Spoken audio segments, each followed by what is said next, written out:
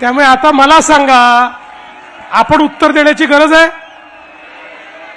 उत्तर त्यांनीच दिलंय.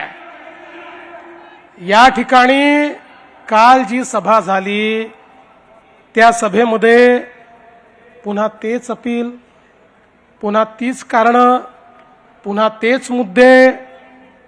खरं म्हणजे आत्ताच एकनाथजींनी या ठिकाणी सांगितलं, ही मुंबई कोणाच्या बापाच्या बापाच्या बापाच्या बापाच्या बापाच्या बापाच्या बाप जरी आला तरी महाराष्ट्रापासून तुटू शकत नाही.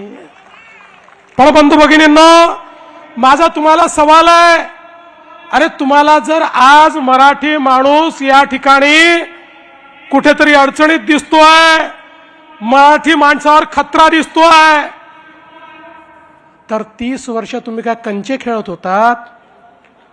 मला सांगा, काय करत होतात तुम्ही? मग याला जबाबदार कोण आहे? 25-25 वर्ष या महानगरपालिकेमध्ये खुर्च्या तोडण्याचं काम तुम्ही केलं, आणि तरी जर माझा मराठी माणूस या ठिकाणी अडचणीत असेल, अरे चुल्लू भर पानी में डूब मरो, कहा वोट मांगने के लिए यहां आते हो. आणि मला आव्हान देतात, म्हणे आदित्यशी चर्चा करा. ठीक आहे, तुम्हाला पोराला प्रमोट करायचा आहे, पण आदित्यशी चर्चा करा. अरे बाबा, आदित्यशी जर चर्चा करायची असेल तर आमची बाजूची उमेदवार शीतल गंभीर ती देखील याच्याकरता पुरेशी आहे.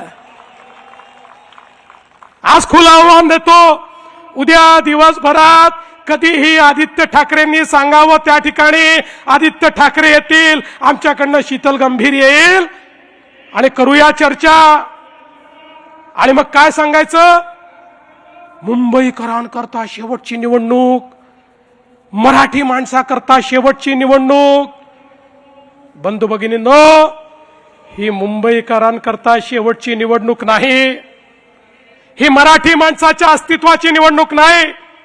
अरे हा मराठी माणूस तो आहे ज्यानं अटके पार झेंडे लावले. छत्रपती शिवाजी महाराजांनी आम्हाला असं सळसळत रक्त दिलाय. आम्ही अन्याय सहन करणारे हे मराठी लोक नाही आहात. अरे आम्ही तर त्या ठिकाणी पानिपतच्या लढाईमध्ये लढण्याकरता गेलो होतो. ते संकट महाराष्ट्रावर नव्हतं. अहमद शाह अब्दालीने त्या ठिकाणी पत्र लिहून कळवलं होतं मराठ्यांना की तुम्ही केवळ सिंध, पंजाब आणि बलुचिस्तान हे माझा आहे म्हणून सांगा, उर्वरित संपूर्ण भारत हा मराठ्यांचा आहे म्हणून मी त्या ठिकाणी त्याला मान्यता देतो. पण मराठे थांबले नाही, कारण आपल्या भारताचे तुकडे होत होते आणि तिथे जाऊन लढलेले आम्ही मराठे आहोत. आणि तुम्ही या ठिकाणी आम्हाला सांगता आपलं अस्तित्व संपून जाईल. अरे मराठी माणसाच्या अस्तित्वाची लढाई नाही आहे, तुमचं अस्तित्व पणाला लागलेलं आहे. आणि म्हणून पुन्हा एकदा सांगतो, तुम्ही म्हणजे मराठी नाही, तुम्हीच म्हणजे महाराष्ट्र नाही, तुम्ही म्हणजे मुंबई नाही.